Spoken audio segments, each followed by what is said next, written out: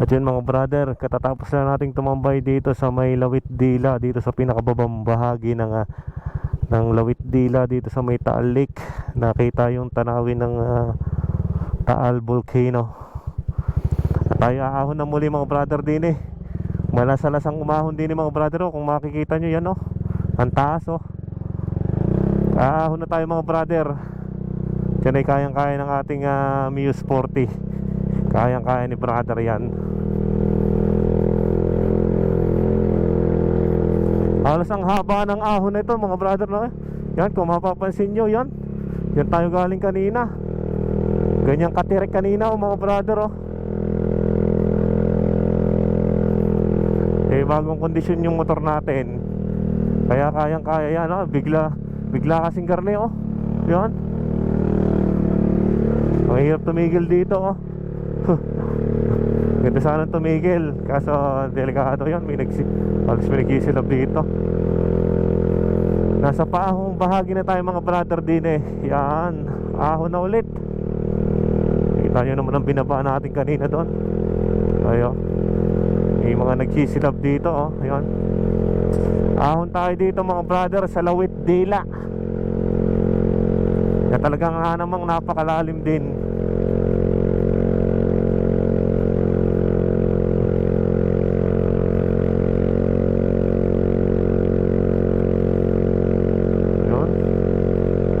Steady lang yung ating yun, doon tayo galing kanina, oh. Ganda ng view. Bukod sa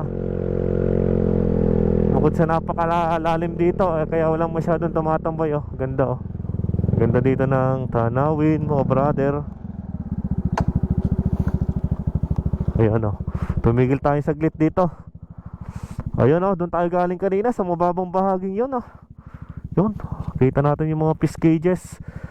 At mapapansin yung mga brother, ito yung lawa ng Taal, no? Yun ang Taal Volcano. Yun, medyo mausok nga lang o mapag, kaya hindi masyadong kita mga brother yan. Dito natin silipin yan. Kitang kita nyo naman ang lalim, oh. Doon tayo nanggaling kanina sa babang bahagi noon. Yung nadaanan natin mga zigzag road dito sa Lawit Dila mga brother. Ingat-ingat tayo pagka tayo pupunta dito. Ahon ulit tayo.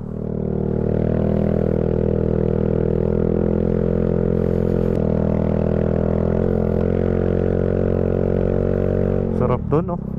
Sarap dun, oh. Kitang-kita dito, oh, no? Pansin na pansin ang view dito sa may Lawit Dilang ito. Dito pala kita ang view. May maganda palang spot dito.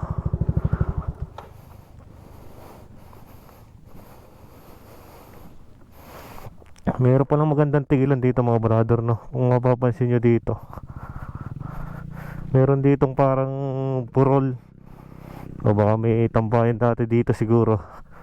Ayan, delikado nga lang dito dahil bangin na to mga brother pag nahulog kayo. Ayan, kitang kita dito ang magandang view ng Taal Lake, Taal Volcano. Yan, oh. Ang baba sa portion na to. Dito to sa may tapat ng Casa Dinggin mga brother. Yan, Casa Dinggin.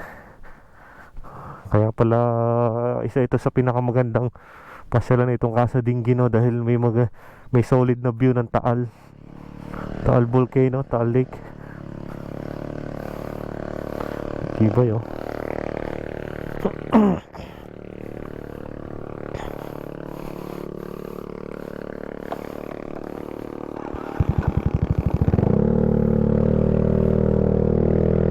At back to the ball game na tayo mga brother. Makalampas na, pabalik na tayo ng bayan ng Alitagtag.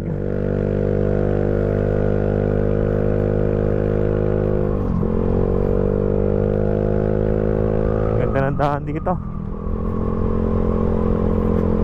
samentado, tapos ay wala masyadong sasakyan na dumadaan, no?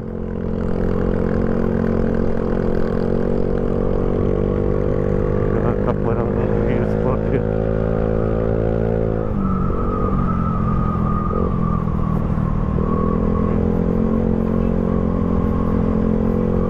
Shoutout sa mga taga dito. Ang ganda. Ang ganda dito. Wala masyadong tao. Kung naghahanap ka ng peace of mind, eh doon magandang puntahan, pasyalan.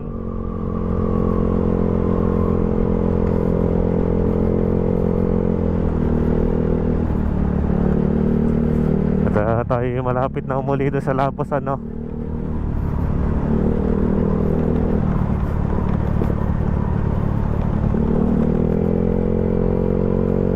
Halos ang daanan nga lang dito pagpabalik eh akyat baba, ahon lusong yun. Yun lang. Pero basta kung kayo pupunta dito, eh siguraduhin yung naka-kondisyon ang mga motor nyo, mga brother, para iwas tayo aksidente, iwas aberya. Dito sa may papuntang Casa Dinggin. Dinggin mo ako. Ay, napakanta pa tayo nun. Parang ito yung way din na ano, no? Ganito din ang daan pagka yung sa Cuenca din. Pagpapunta ka din doon sa Lumampao View Deck, ganito din ang daan doon, no? Pero hindi ganun katarik. Ganito lang, halos ganito lang, kaswabe lang. Pero hindi naman ganun siya kalalalim.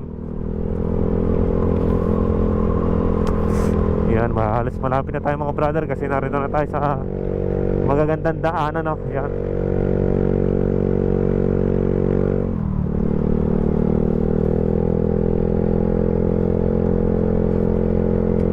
At natatanaw na natin mga brother yon, simbahan. Ang simbahan ng Alitagtag, Viva Santa Cruz. Ito yata yung tinuro ni Manong kaninang daanan yan. Ito tayo nakalusot kanina eh. May lusutan din pala doon, no? Sa kabilang bahagi. Oh, may tinapay, oh. Ang kaibahan nga lang dito sa dulong ito, medyo rough road dito sa may pagdating dito sa may dulo na to, bago sapitin ng main road, no mga brother.